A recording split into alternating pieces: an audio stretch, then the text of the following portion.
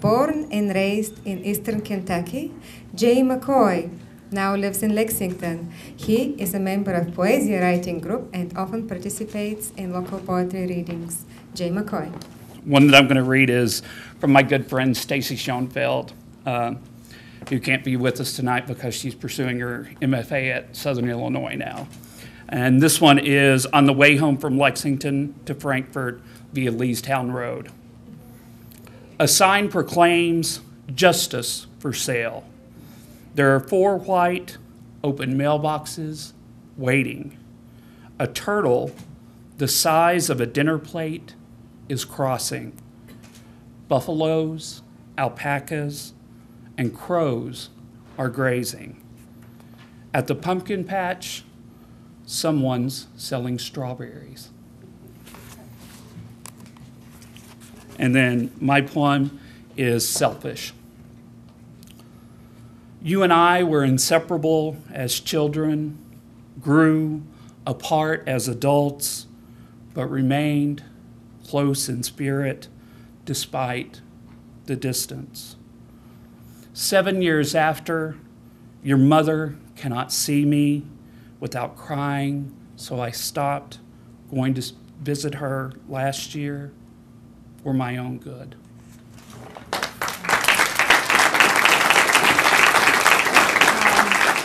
Next is Christopher McCurry.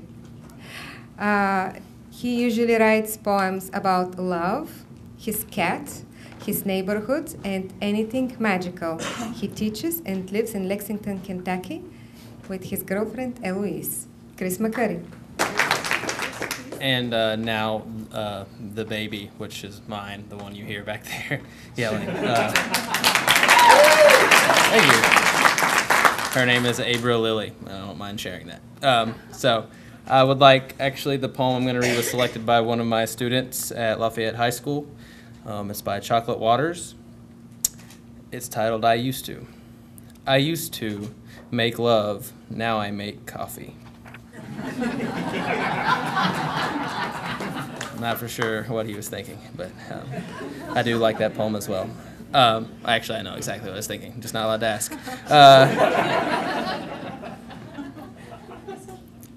Two in a twin bed. Being tangled together is only uncomfortable until you stop squirming.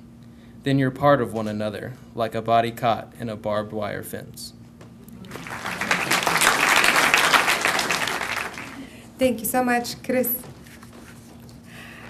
Larry W. Moore is a publisher, Broadstone Books, and gallery curator in Frankfort, Kentucky, photographer, translator, and reviewer. His poetry appears in the Journal of Kentucky Studies and others. Larry Moore. Since you said we could, I'm going to do two favorites. The first one I like so much because I've written a poem on a similar theme, and as my favorite friend and critic Shelia always says, I overwrite. This, J. Cates nails this in 2 lines. Statement of a refugee from Babel. What was most terrible was knowing we were all saying the same thing. And this for my good friend Frederick Smock, who is not in the room tonight. To Li Po. Here's to Li Po, drinking wine on the riverbank, under willows, cheering the paper boats floating along toward the capital. And look, there is a new constellation in the east, Li Po drinking wine, lifting a goblet of stars to his black, black lips. And now mine, which I was glad to see was in the art section, although it's a memorial poem. Grammar. Ever and endless English major, correcting me one last time on the use of further and farther.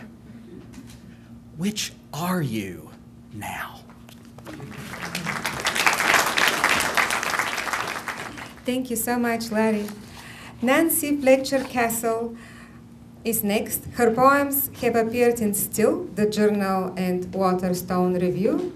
Cassell received Legacies Award from the Carnegie Center for Literacy and Learning in 2007. Is Jan Seal here? No. Okay. The wonder is how a tree scribbles on the sky, how the sky plagiarizes without shame, how the earth turns page after page of grass, and we know this to be the only handwriting on the wall. And mine is The Duty of a Biscuit. Closer to me. Okay. The Duty of a Biscuit. Rolled out flat like dough, pressed into a large moon, she reaches for the torn edge waxed paper covering the kitchen counter. Her body, cut by a metal-rimmed mouth, pops loose under a handle of conformity. Rising in place, she obeys heat from the oven.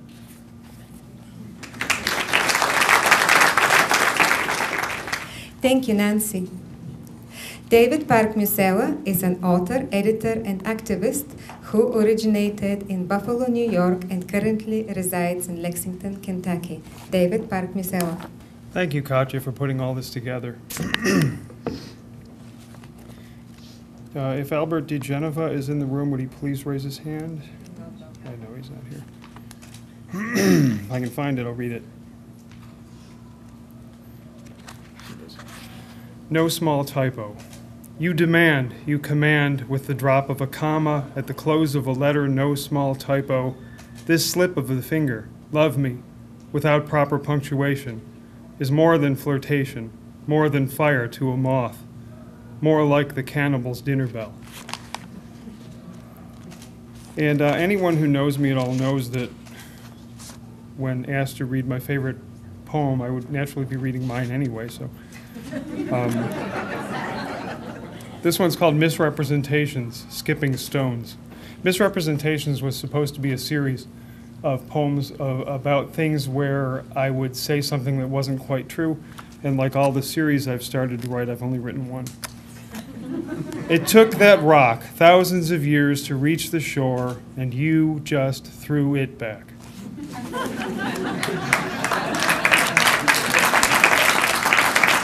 Wait, it's not done yet. This one's called Beige. It's not just a color, it's a way of life.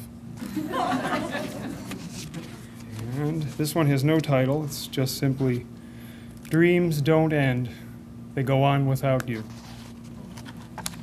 And finally, this one's called Mea Culpa.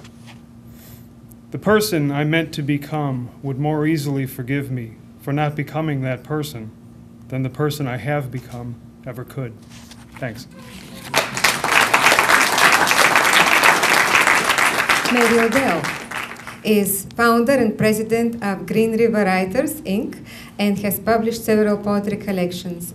Her first novel, The Sweet Letting Go, was published by Turquoise Morning Press. Mary Odell.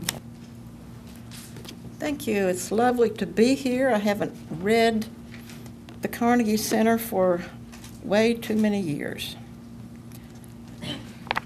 I'm going to take this opportunity to read two of my favorite pieces in here by two of our Green River members who could not be here tonight.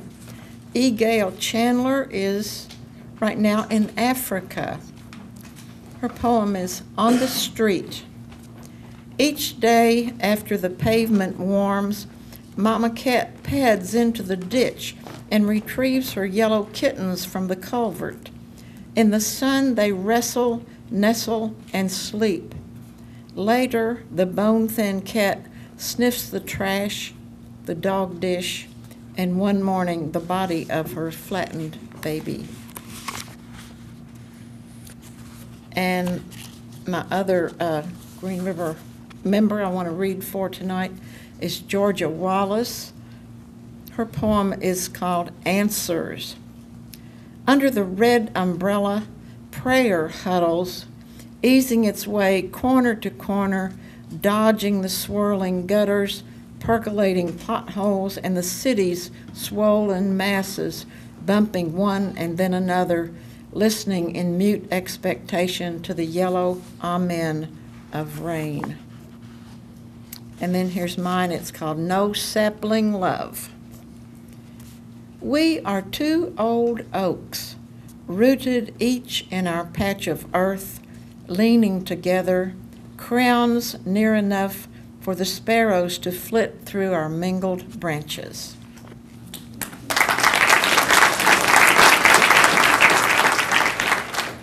Thank you, Mary. Joe Peacock. Joe Peacock's recent writings include a short story in Trajectory and a review on Pat Conroy's My Reading Life for Southern Humanities Review. Joe Peacock. Jean Shannon. No. Autumn. In the night world of owls and foxes, the cool stars come out, and the moon is a white rose floating.